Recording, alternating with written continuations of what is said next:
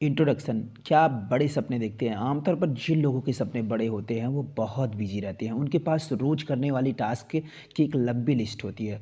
उनके पास सांस लेने तक की फुर्सत नहीं होती है। लेकिन ऐसा करना आपके और आपके गोल्स के लिए सही नहीं है। अगर आप हमेशा टायर्ड फील करोगे तो आप में किसी काम को जल्दी ख़त्म करने की एनर्जी नहीं बचेगी और आप क्रिएटिव भी नहीं रह पाएंगे। इसके लिए आपको एक ऐसे सिस्टम की ज़रूरत पड़ेगी जो काम सच में करती है। ये बुक आपको इम्पॉर्टेंट चीज़ों पर फोकस करना और अपने काम को कैसे करना है सिखाएगी। इस बुक में आप अपने लाइफ को ऑर्गेनाइज करना सीखेंगे और आप ये रियलाइज़ करेंगे कि कभी-कभी आपको रुक कर अपने लाइफ की स्ट्रैटेजी के बारे में दोबारा सोचना चाहिए ताकि आप बेहतर बन सके। अपने रिएक्शन को कंट्रोल करके अपने लाइफ को कंट्रोल कैसे करना है आप वो भी सीखेंगे। जब आप अपने इमोशंस को अपने फैसले लेने देते हैं तो ये बहुत गलत होता है। इसलिए आपको कुछ सिंपल ट्रिक्स सीखने होंगे क्योंकि खुद को पहचानने से ही सक्सेस का रास्ता खुलता है। ये बुक आपको अपने पैशन को चुनने में गाइड करेगी। इसके लिए आपको सबसे पहले इस बुक में बताए गए 4 एलिमेंट पर फोकस करना पड़ेगा। अपने पैशन को ढूँढने के बाद आप अब दूसरे स्टेप की तरफ बढ़ सकते हैं जो है आपके लाइफ के फोकस एरियाज़ को चूज़ करना। अगर आप एम्बिशियस हैं तो इस चैप्टर में आप अपने स्कोप को बेहतर तरीके से समझेंगे और जैसे बोझ जैसा महसूस नहीं करेंगे। इन प्रिंसिपल को जान लेने के बाद लास्ट चैप्टर आपको टाइम मैनेजमेंट रूटीन सिखाएगी जिससे आपकी लाइफ बदल जाएगी। तो क्या आप अपने लाइफ को 18 मिनट में चेंज करने के लिए तैयार हैं? चलिए पढ़ते हैं।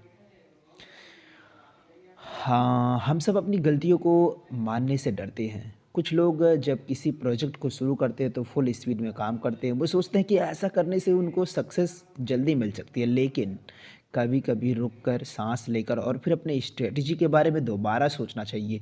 जब भी आपको लगे कि आप कुछ गलत कर रहे हैं तो आपको कुछ देर के लिए खुद को स्लो कर देना चाहिए। अगर आप एक बहस या झगड़े में फँसे हैं, आपको लग रहा है कि शायद आप गलत साइड खड़े हैं तो अपने स्पीड को स्लो करके ध्यान से सोचना चाहिए कि आगे क्या करना है। दूसरी स्ट्रेटजी है रुक कर फिर से शुरू करना।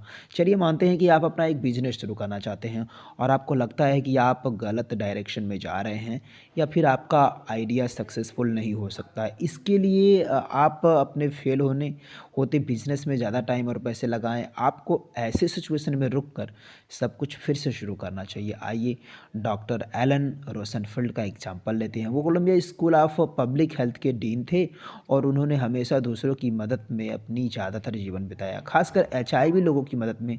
डॉक्टर एलन एक बड़े लीडर थे और उनके गुजर जाने के बाद स्कूल ऑफ पब्लिक हेल्थ का नाम उनके ऊपर रख दिया गया। एक बार डॉक्टर एलन छोटे बच्चों को वैक्सीनेशन देने पर अपनी दोस्त ली के साथ डिबेट कर रहे थे। डॉक्टर एलन इस सब्जेक्ट में नॉलेज रखते थे और उनका मानना था कि बच्चों को वैक्सीन देनी चाहिए। अपनी बात को सही साबित करने के लिए उन्होंने सॉलिड फैक्ट्स दिए जिसमें यह बताया गया कि किस तरह वैक्सीन ने लाखों लोगों को पोलियो और मीजल्स जैसी खतरनाक बीमारियों से बचाया। दूसरी तरफ उनके दोस्त ली वैक्सीन के खिलाफ थे। ली ने इंटरनेट में एक आर्टिकल पढ़ी थी जिसके बेसिस पर इस बात को सही मान रहे थे। उन्होंने कहा कि वो आर्टिकल साबित करता है कि वैक्सीन से काफ़ी लोगों को नुकसान हुआ है। डॉक्टर एलन इस सब्जेक्ट के एक्सपर्ट थे इसलिए वे ली के बिना ठोस वाली बातों पर आर्टिकल पर हंस भी सकते थे, लेकिन उन्होंने ऐसा नहीं किया। उन्होंने गुस्सा करने और ख़ुद को सही साबित करने के बजाय बहस करना बंद कर दिया। थोड़ा स्लो हुए और थोड़ी देर सोचा। फिर डॉक्टर एलन ने ली से कहा कि उन्हें उस आर्टिकल को नहीं पढ़ा है और उसे पढ़ने के बाद ही अपना फीडबैक देंगे। काफ़ी लोग ये सोचते हैं कि अगर वे अपनी गलती मानेंगे तो अपना सम्मान, पोजीशन और पावर खो देंगे, लेकिन सच्चाई इसके ठीक उल्टी है।